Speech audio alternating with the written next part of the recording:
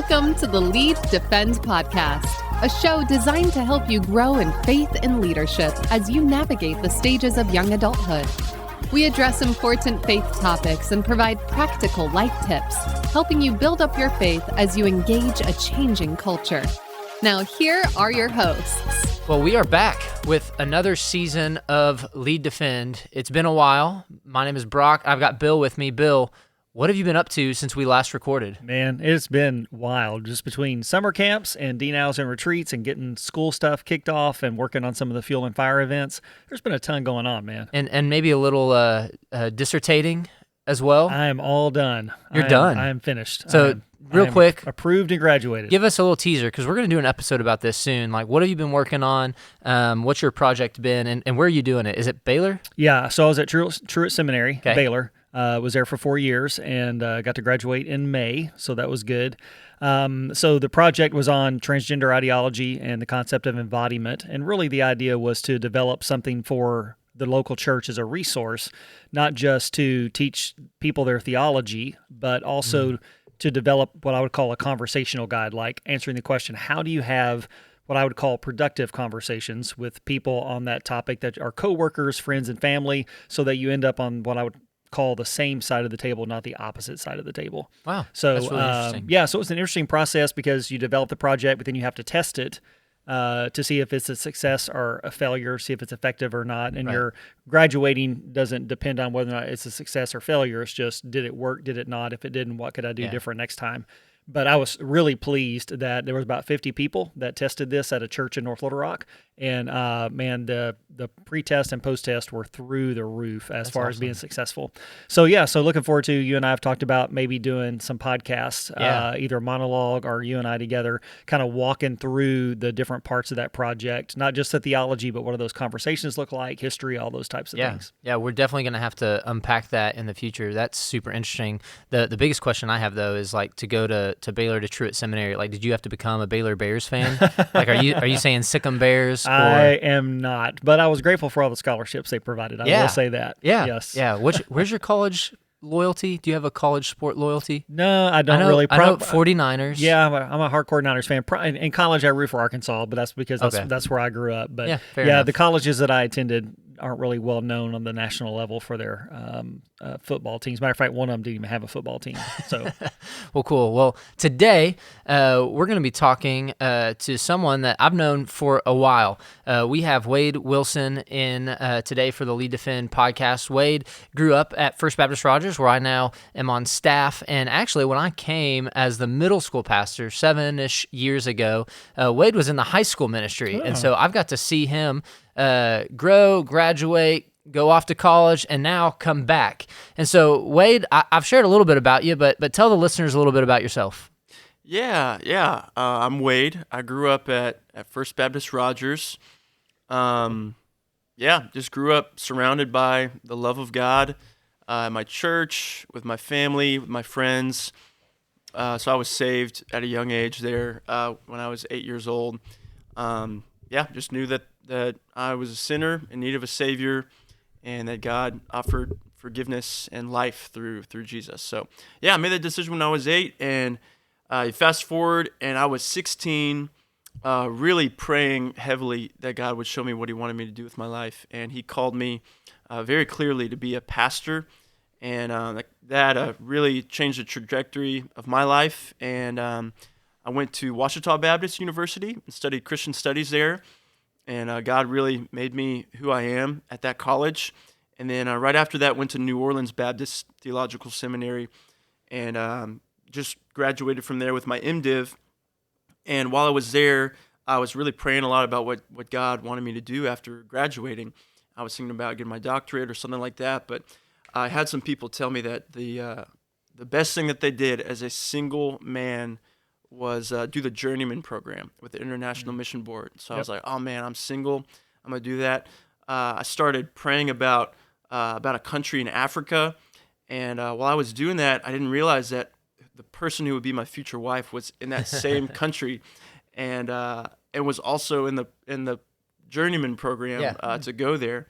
And so she came back, and we like started talking and then dating, and we just got married about a month ago, and so we are in the Wow. Journeyman process. Man, I bet we'd have to a go lot more there. people interested in the Journeyman program if that came as a promise, Yeah. guarantee. Yes. Give two Yeah, I can't promise 2 years that for of everybody. your life overseas, which is what the Journeyman is 2 years, right? Yes, yeah, it's a 2-year program for young people, and there've been times that you have to be single, Right. But they're in a time right now that you can Right. get married and go, but Yeah. you have to be married for a year Before they'll So, send yeah. you. So right now Wade is in our church planning residency at our church while they are awaiting that 1 year period before we can see them sent off.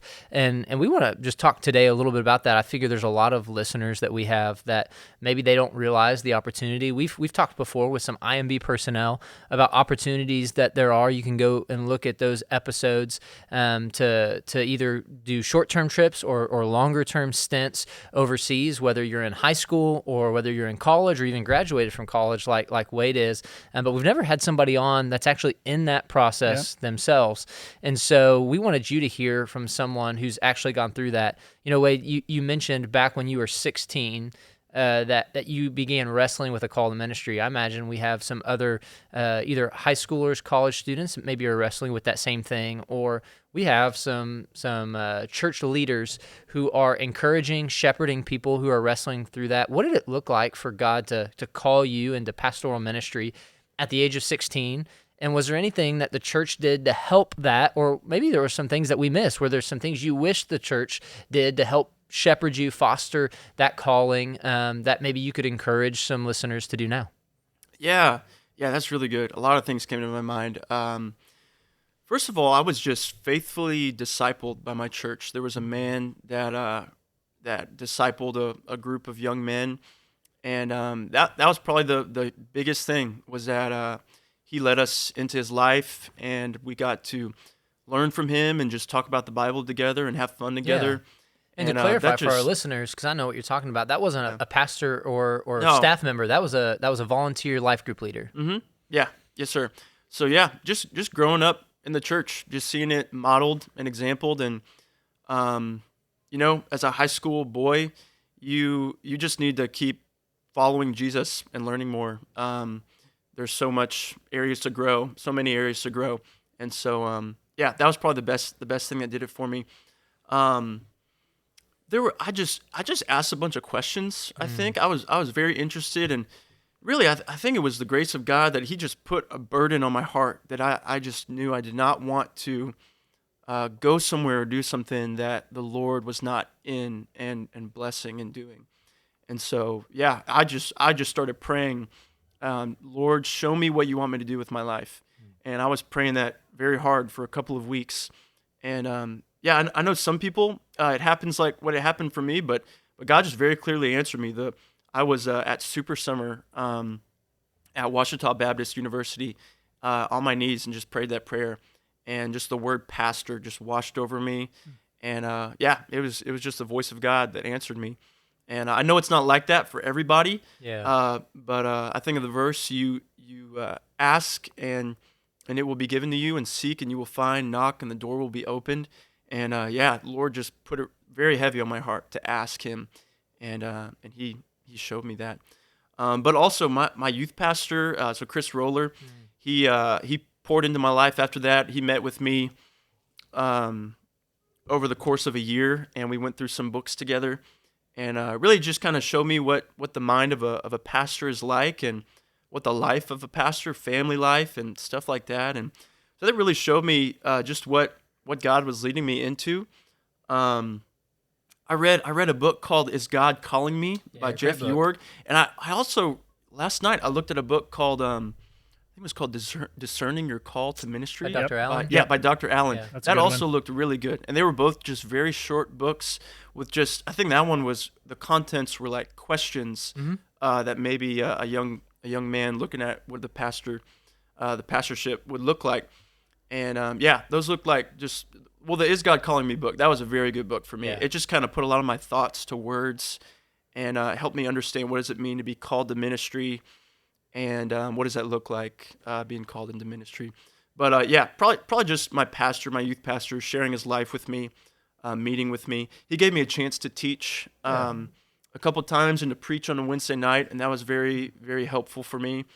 But yeah, I also just was still in that discipleship group with that volunteer life group leader, and just continued following the Lord through that and just serving the church. And probably the other biggest thing was just finding areas at the church that I could serve in, and from like middle school, I was serving in the kids ministry and just kind of learning how to teach and making mistakes, messing up, talking to people about it, how you can get better. There was an old lady. I was maybe not old lady. I learned recently that that's a derogatory term. She was Depends on if they consider themselves an old That's lady right. or not. Listen, Elderly age is woman. relative, my friend. Yeah.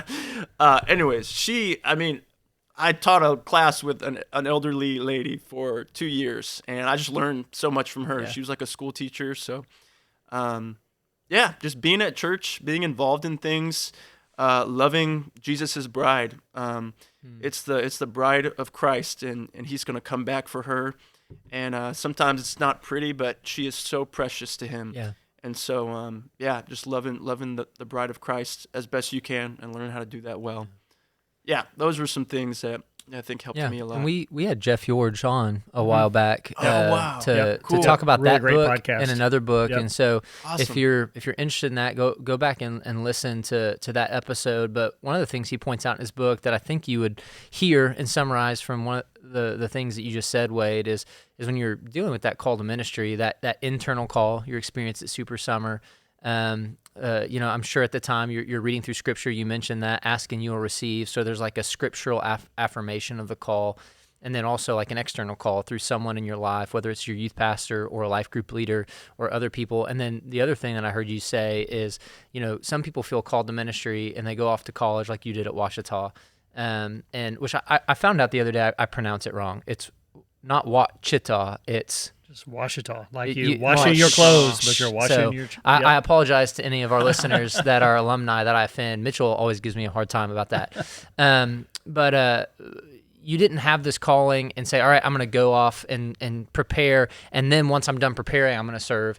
Like you started preparing, or you started finding areas to serve after you were called. And so I think that's a great way to find affirmation in your calling is through opportunities to test it out. Don't just start preparing, go to college or seminary and start learning a bunch.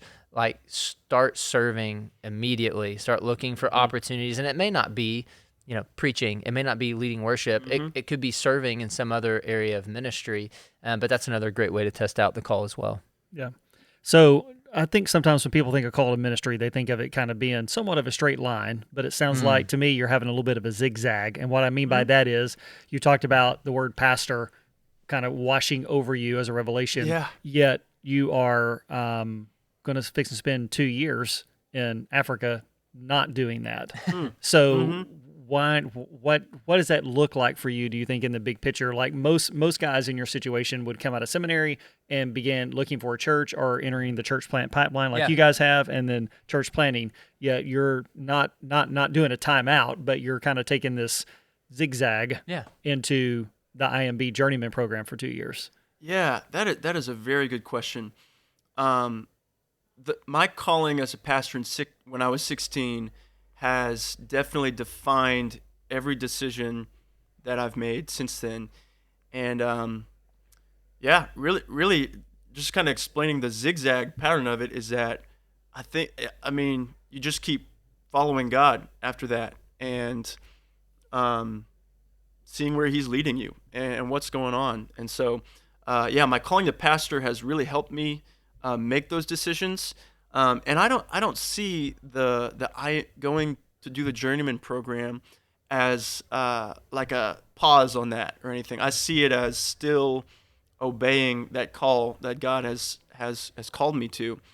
In fact, I've talked to a few pastors in the States as I was really trying to discern if I needed to do this, who did the Journeyman program. And they just said it just made me a better pastor in every way.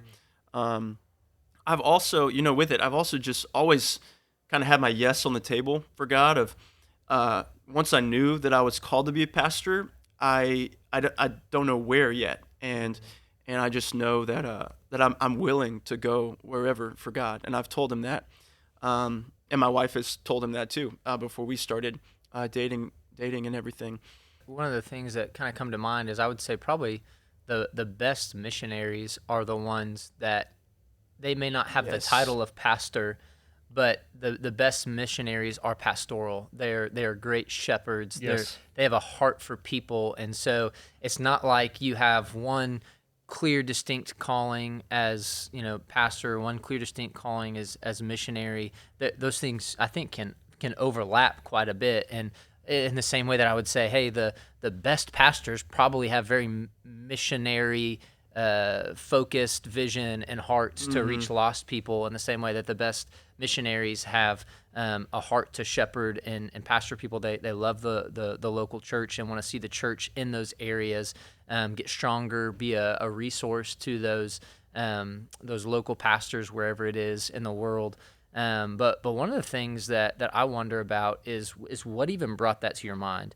Bill alluded to the fact that for a lot of guys, you graduate and then you start looking for, a job, but obviously something captured your attention, something burdened you to say, well, what about the nations? And not just hey, that's something for someone else to go, but I think I'm supposed to go. What did that process look like?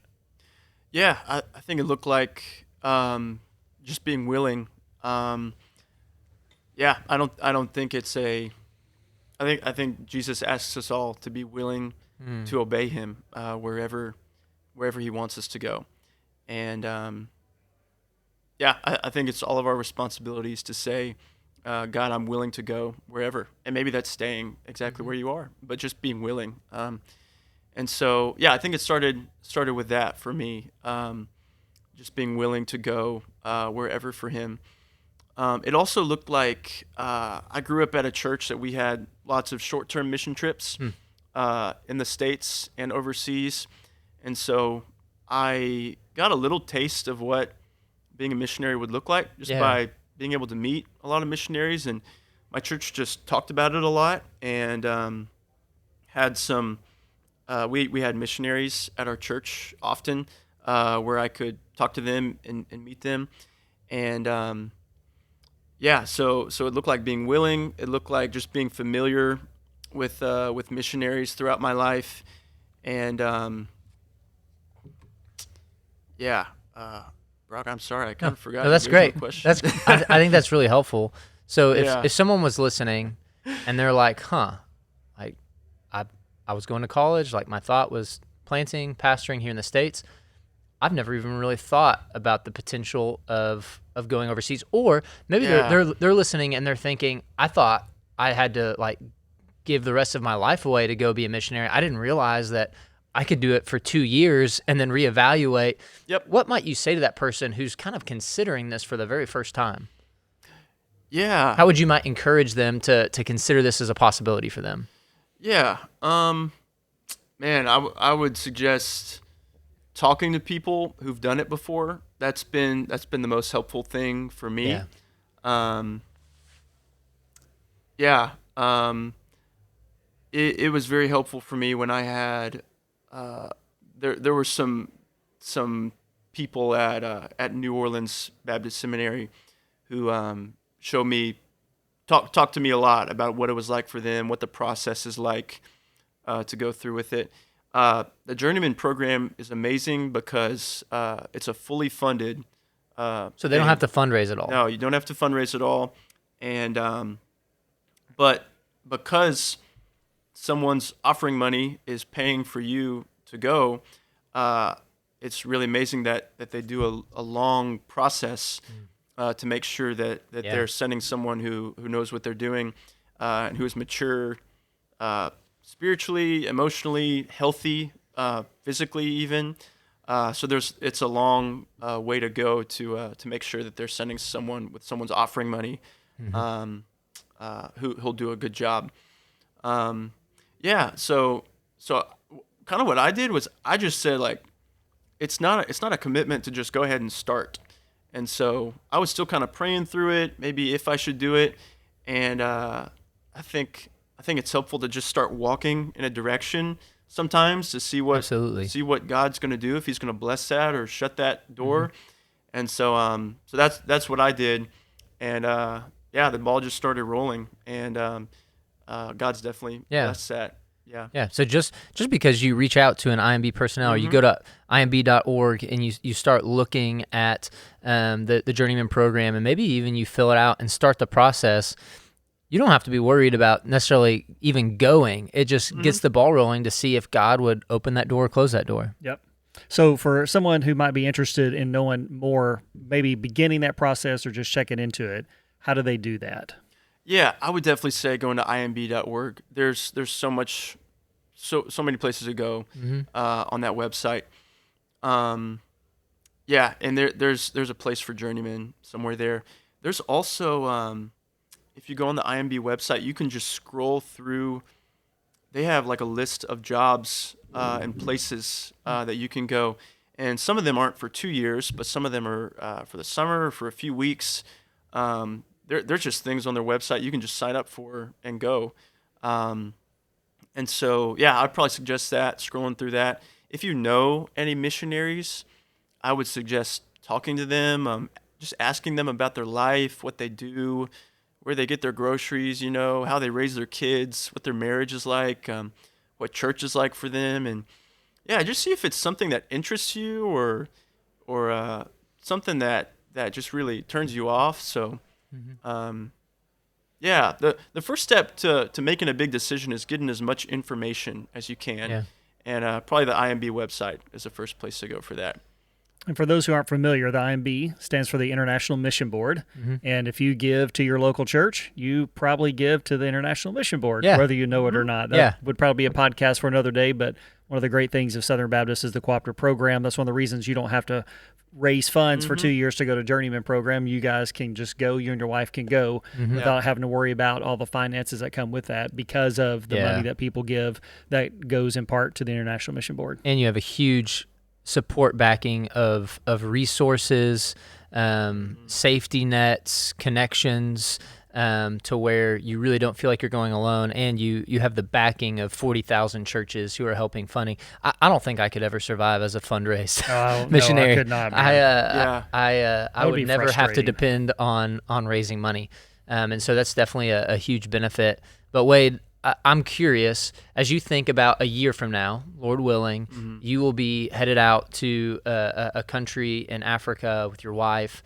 What just gets you excited about thinking, like, what makes your heart race a little bit? What gets you excited about thinking about being on the field about a year from now? Yeah. A lot does, so I gotta kind of narrow it down, but it just feels like a big adventure, and that's something that feels really exciting, and I'm sure to just a lot of young people too. You're really going on an adventure. There are some other there's some other programs even besides the Journeyman program where they'll have you out in totally off the grid in the middle of nowhere, needing to share Jesus with people who have never heard the gospel before. And there's some areas like that in the country that I'm going to be in. I actually really love learning languages. I'm really excited to learn a language and connect with the people in that way. I'm excited. Me and my wife have started talking with the team in the country that we want to go to, and their family is just a really wonderful family and a really wonderful team. I've heard that that's also very helpful for people thinking about doing missions, is if you could get connected with a team in that country even beforehand, and start talking with them and kind of learning about them. Because the reality is, if you do the Journeyman program, that's a family, a team you'd be with for 2 years.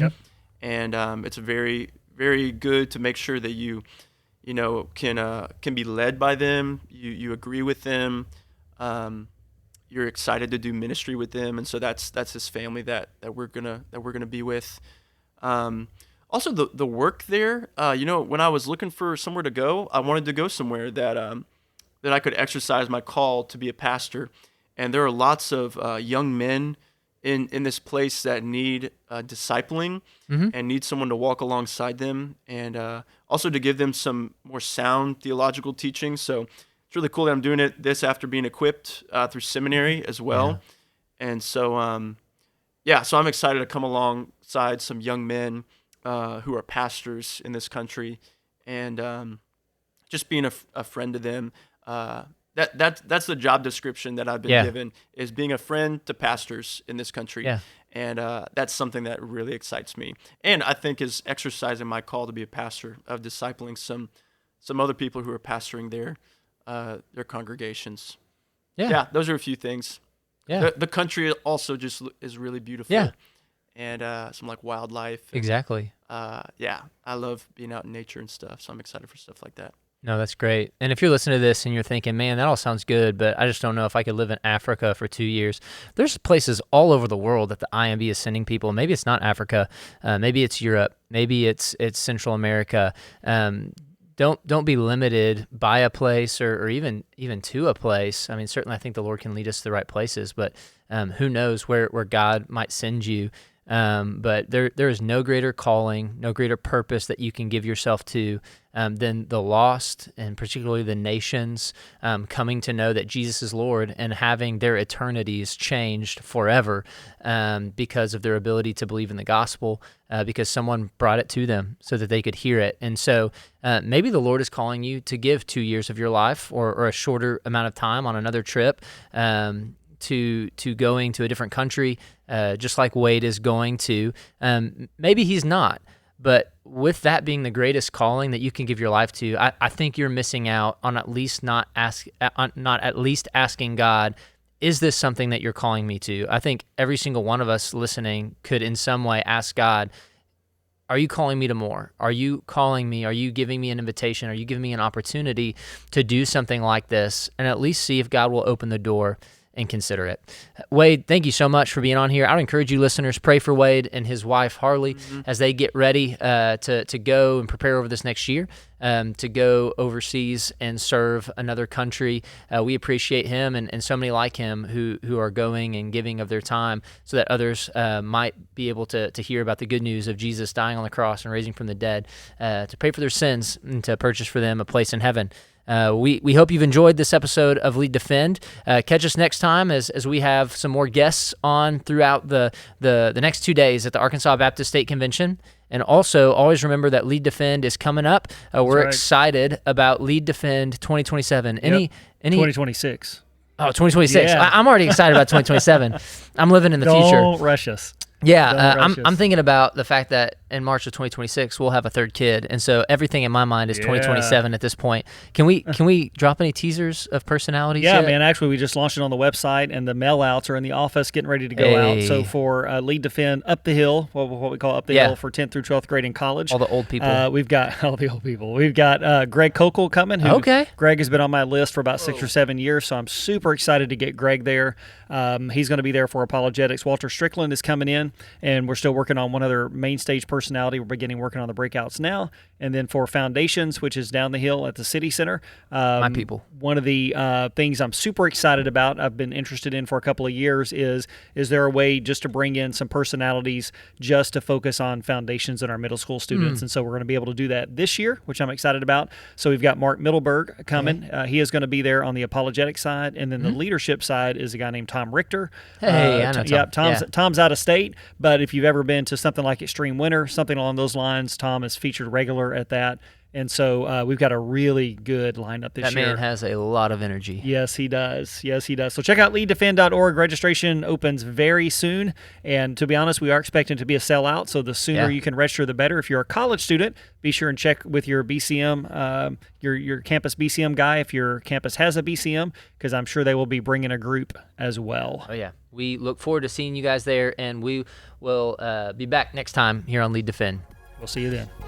That's it for this episode of Lead Defend. To hear more episodes from the Lead Defend crew, visit absc.org/podcasts. If you liked what you heard, rate and review us on your favorite podcast listening site. Want to learn more information about the next Lead Defend conference? Visit leaddefend.org.